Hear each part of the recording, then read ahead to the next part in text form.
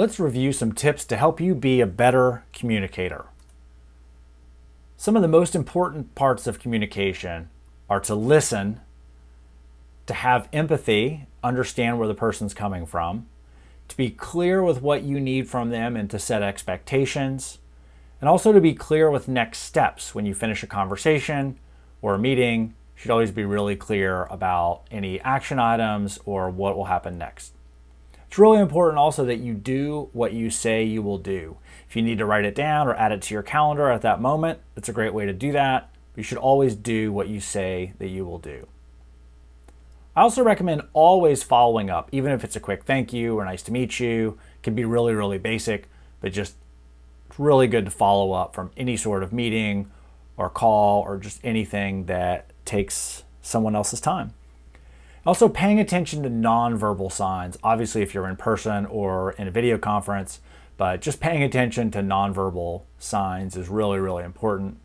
Asking for honest feedback, know your audience, and be collaborative. We'll run through a couple of different types of communication: in person, email, text, social, and any other apps or systems that you may use. Consider the urgency of your message. If this is not something that needs a quick response or it's not urgent, probably email or a voicemail or something to that effect is important. If it's a quick, hey, I'm 5 minutes late, it's great for a text or a social message or whatever platform you prefer. But just consider the urgency before you send. If it's something that, hey, get back to me next week, it's probably not a text. Also, think about what's required in the reply. If they need to attach a document or send you over something, a text or a Facebook message is probably not the best way to do that. So if you need them to attach a file and send it back to you or something to that effect, email is probably a better platform for that. And also consider the other parties are involved. If you're working with another party, a lender or an attorney or someone, it's probably not great to have a huge group text or a group message with all of those people. Email is probably much better for that. Also think about other people's working hours. You may not have, some of these people may not be available after hours, so a text or another type of message just might not be appropriate. It's also important to just ask people how they prefer to communicate, or if you have a way that you prefer to communicate that to them very clearly. Say, hey, I really prefer to use email, or text is better for me if it's something quick, or once we get into the process, text is great, but to get started, I'd rather put things into an email so you can go back and reference them or easily find them after the fact. So simply having a strategy, it doesn't have to be a complicated one, it shouldn't be a complicated one, but either asking them how they prefer to communicate or having a really clear preference that you communicate to them on how you like to do that. For in-person communication, body language is super important. It's really important that you pay attention to someone's engagement, to how they're acting, if they're making eye contact, if they seem happy to be there or distracted. Just a really important point to pay attention to. And to remember that building rapport is largely done in person. And building great rapport in person will set up your offline communication to go a lot better, to be a lot more clear if you've built that rapport up front. And also be sure to connect with everyone in the conversation. I see all too many times when someone is dominating the conversation and they get all the attention.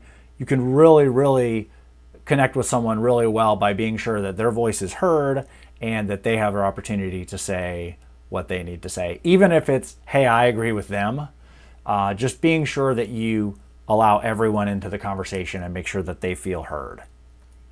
For email communication, the subject really matters.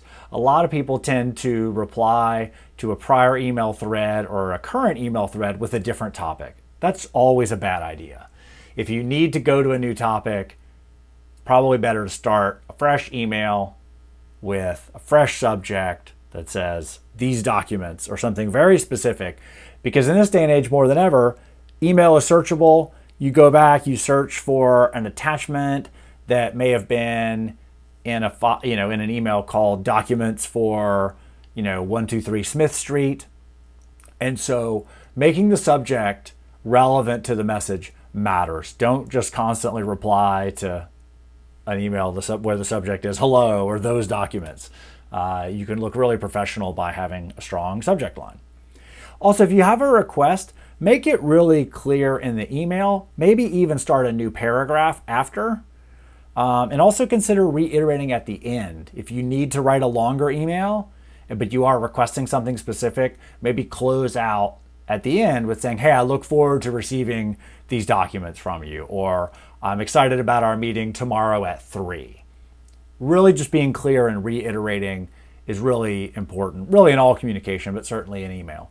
And just consider if their reply really needs your reply. You don't have to go, oh, thank you, no thank you, no thank you.